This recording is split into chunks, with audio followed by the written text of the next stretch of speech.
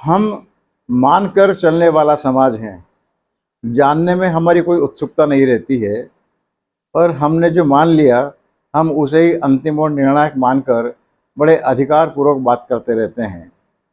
स्थिति ये हो गई है कि मैंने शायद कहीं कहा था कि हम सुई बराबर जानकारी के आधार पर हिमालय एक बराबर दावे करते हैं और इस तरह से करते हैं कि हमारी जानकारी के अलावा जो भी जानकारी है वो सब अधूरी है, असत्य है, सच नहीं है। ऐसा ही आज फिर मुझे एक बार महसूस हुआ। हम कुछ लोग आज एक आयोजन में बैठे हुए थे और बात चलते चलते आ गई राष्ट्रीय स्वयंसेवक संघ पर। हर आदमी इस तरह से बात कर रहा था कि वो जो कह रहा है, जो जानकारी दे रहा है संघ के बारे में, वो अंतिम और आधिकारिक है। लेकिन वास्तविकता ये थी कि हम में से किसी के पास संघ के बारे में कोई जानकारी नहीं थी और इसी से मेरी जिज्ञासा उपजी और आज मैंने राष्ट्रीय स्वयंसेवक संघ के बारे में कुछ जानकारी हासिल करने की कोशिश की। उसी पे आप बात करने की कोशिश कर रहा हूँ। इससे पहले कि अपनी बात शुरू करूँ, आपसे अनुरोध है, कृपा करके मेरा चैनल बैरागी की बातें इसे सब्सक्राइब कर लीजिएगा, वीडियो को लाइक कीजिएगा, साझा कीजिएगा और इस मेरी बात को आगे बढ़ाइएगा। मुझे लगता है कि आरएसएस को लेकर आरएसएस इतना गूढ़ और रहस्यमयी संगठन है कि जिस पर अंधों का हाथी शरद जोशी का एक बहुत बड़ा अच्छा नाटक था, वो इस पर लागू हो सकता है कि जो जैसे टटोलता है, किसी ने यदि पाँव टटोला तो उसने कहा खंबा है, किसी ने कहा पूँछ टटोल पे पूँछ पकड़ में आ गई तो किसी ने कहा कि ये रस्सी है, किसी ने कान पकड़ में आए तो किसी ने कहा कि सूप है। ये वो स्थिति ये है कि निराकार ब्रह्म की तरह है, अपने अपने हिसाब से इसका आकार गढ़ लीजिए।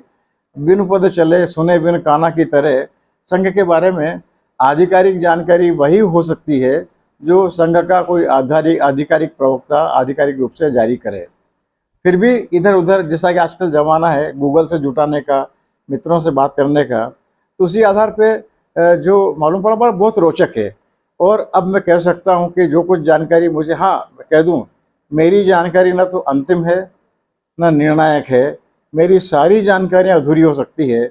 मुझे बड़ी खुशी होगी कि आप मुझे दुरुस्त करें और मेरी जानकारियों में वृद्धि करें। ये विश्व का बहुत सचमुच में अनूठा, अनुपम और अपने आप में अपने किस्म का इकलौता संगठन है। इसे बीबीसी की राय ये है कि यह विश्व का सबसे बड़ा स्वयंसेवक संगठन है। इसकी स्थापना 27 सितंबर 1925 को डॉक्टर केशव बलिराम हेगड़ेवार ने की थी और इसका राष्ट्रीय मुख्यालय नागपुर है। संघ अपनी ओर से कोई भी कामकाज नहीं करता है, वो केवल साल में 2-4 बार जब भी सुविधा होती है, विशेषकर आपके दशहरा पर, वो पथ संचलन निकालता है गांव-गांव, शहर-शहर, जहाँ-जहाँ संभावना हो पाती है। वो अपने विभिन्न आनुषांगिक संगठनों के माध्यम से काम करता है।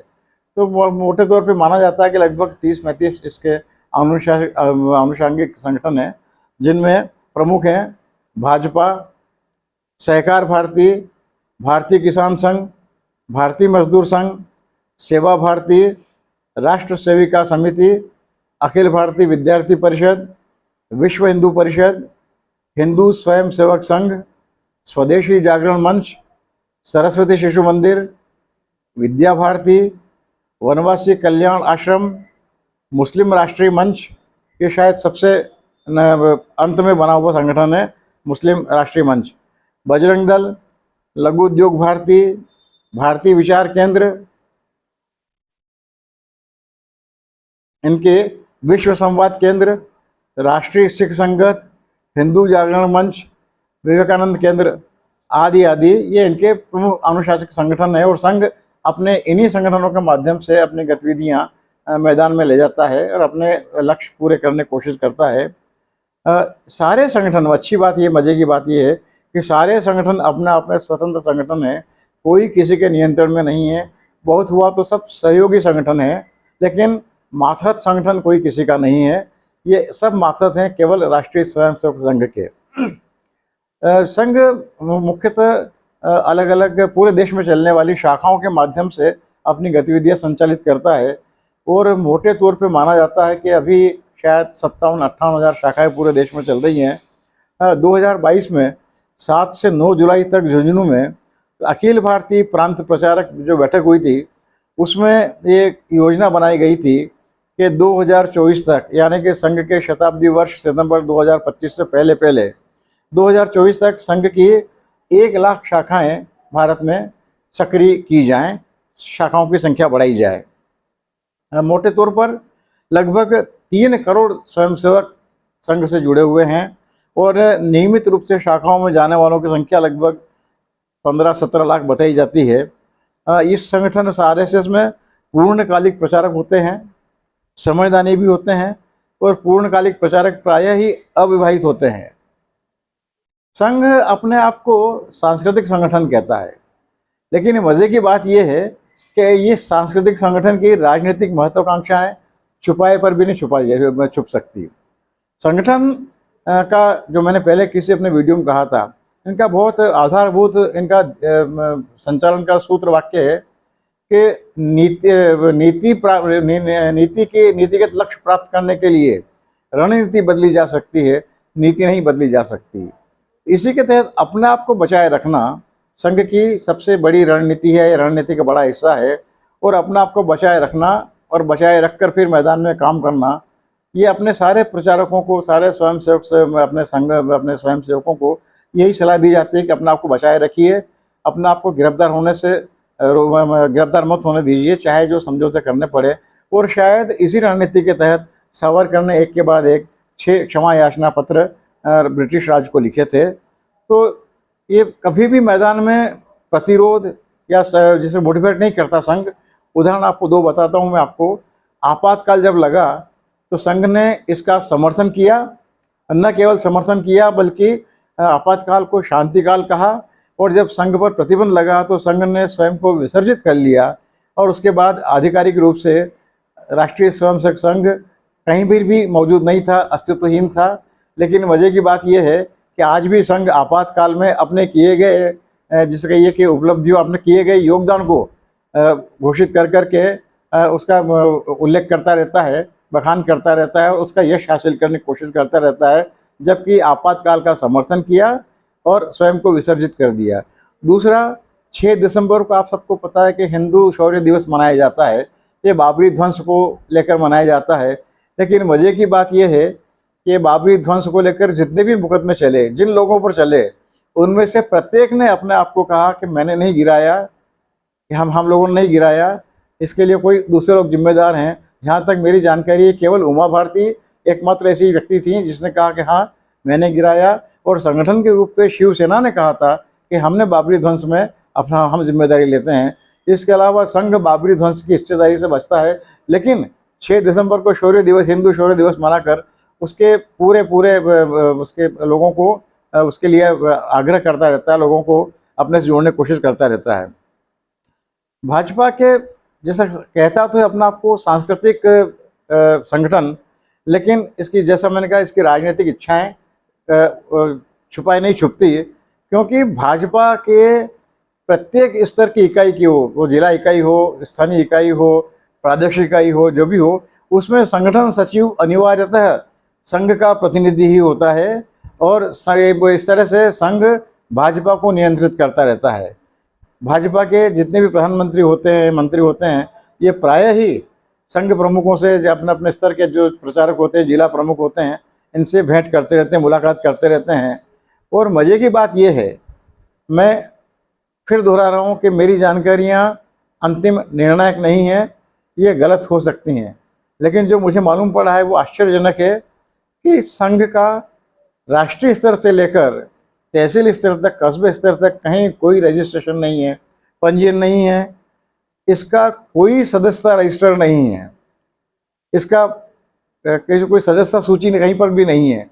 और इसका सबसे बड़ा फायदा मिलता है कि संघ से जुड़ा हुआ कोई आदमी या संघ के आनुषांगिक संगठन से जुड़ा हुआ कोई आदमी यदि किसी आपराधिक गतिविधि में लिप्त पाया जाता है तो संघ बहुत तत्काल कह देता है कि संघ से संबद्ध नहीं है, संघ का इसको कोई लेना देना नहीं है।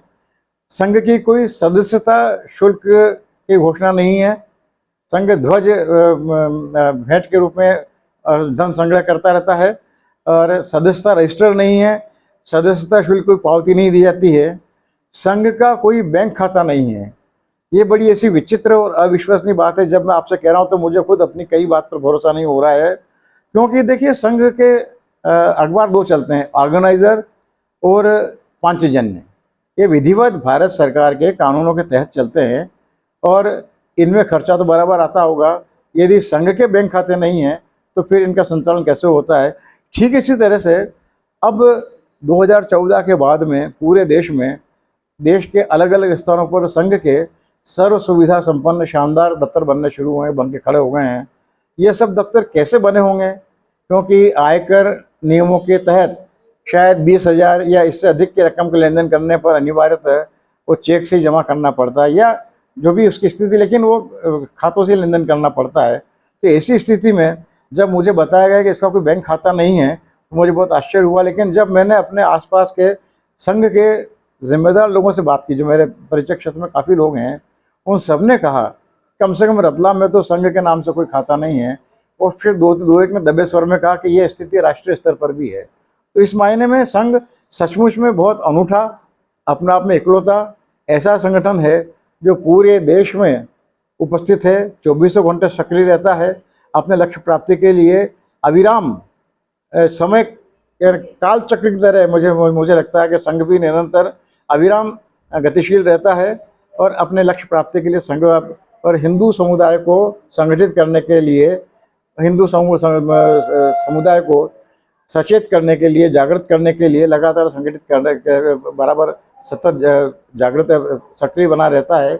और हिंदू राष्ट्र की स्थापना अपने के लक्ष्य पाने के लिए ये कभी भी रुकता नहीं है और लक्ष्य प्राप्ति के लिए रणनीति के तहत जो भी समझौते करने पड़ते वो कर लेता है और अपने आप को बचाए रखकर अपने काम में लगातार निरंतर लगा रहता है। ये बहुत ही मोटी जानकारी, क्योंकि संघ इन दोनों बहुत चर्चित है। इन दोनों संघ और मोदी जी को लेकर जिस तरह से नाराजगी के तनातनी के रिश्ते की खबरें आ रही है, जिस तरह से सुर्खियां बन रही हैं, तो उसमें संघ के बारे में जानना सबको रोचक होगा। मैंने जो जानकारियां दी है मुझे लगता है कि वो जिसे कहिए कि सागर की एक बूंद शायद आपके सामने पेश की होगी। सागर की सारी जानकारी दे पाना तो मुझे लगता है केवल सागर के लिए संभव है। और ये सागर कौन है, अपने आसपास टटोलिए, कोशिश कीजिए, आप भी जानिए, और आप यदि जानकारी आपको मिले तो मुझे भी समृद्ध कीजिएगा। बहुत बहुत धन्यवाद। लेकिन मेरा चैनल अवश्य सब्सक्राइब कर लीजिएगा। आज की जानकारी आपको यकीनन अच्छी लगी होगी। संघ की कार्रवाई को लेकर, संघ की गतिविधियों को लेकर इसके सकारात्मक नकारात्मक पहलू पर चर्चा की जाती है, लेकिन ये मानने में हम में से किसी को संकोच नहीं होना चाहिए, कोई झिझक नहीं होनी चाहिए कि संघ पूरे विश्व में अपने किस्म का अनूठा, इकलौता, अनुपम, अद्वितीय संगठन है और जो भारत में रहकर काम कर रहा है। धन्यवाद, नमस्कार।